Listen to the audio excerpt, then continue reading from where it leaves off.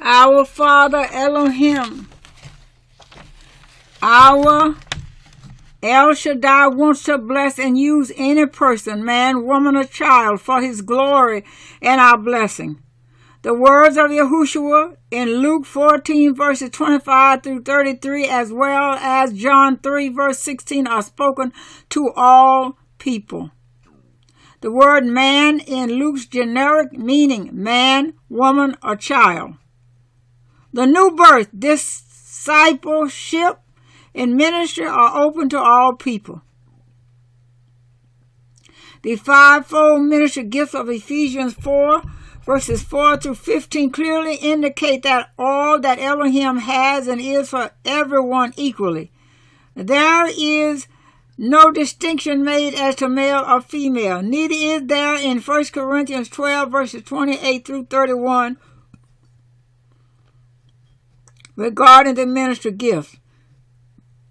Neither is there distinction made in 1 Corinthians 12, verses 4 through 18, regarding the gifts of the Holy Spirit and the operation of his body.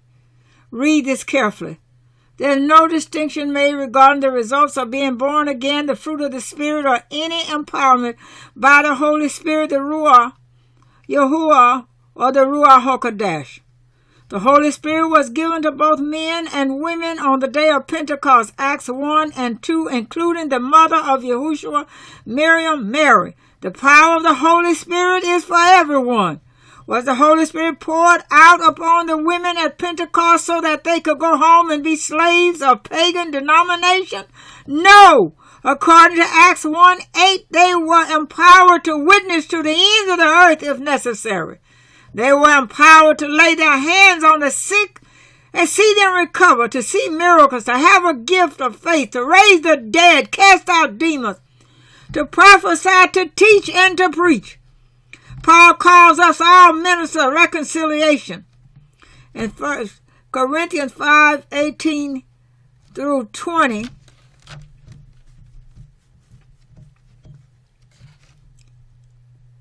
and ambassadors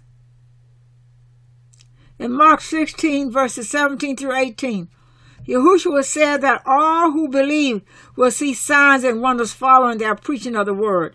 In Acts 21, verse 8 and 9, we are told that the 4 daughters of the deacon evangelist Philip all prophesied. To prophesy is to speak forth his word from the written word, logos, or from the rhema, the spoken word from the Holy Spirit in church, congregation, or temple, or out of it. Paul never did tell Philip to have his daughters be silent. In 2 Timothy 1 and 5, Paul was praising Timothy's grandmother and mother for their faith.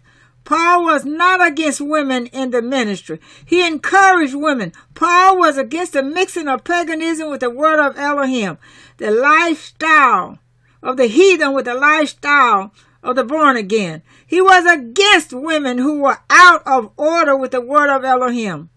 He praised women who submissive to the Holy Spirit's order, for the Holy Spirit is not the author of confusion. Man, woman, or child should be rebuked if they rebel against the order of the Holy Spirit. Pagan women in Paul's day and the children had almost no sense of personal discipline.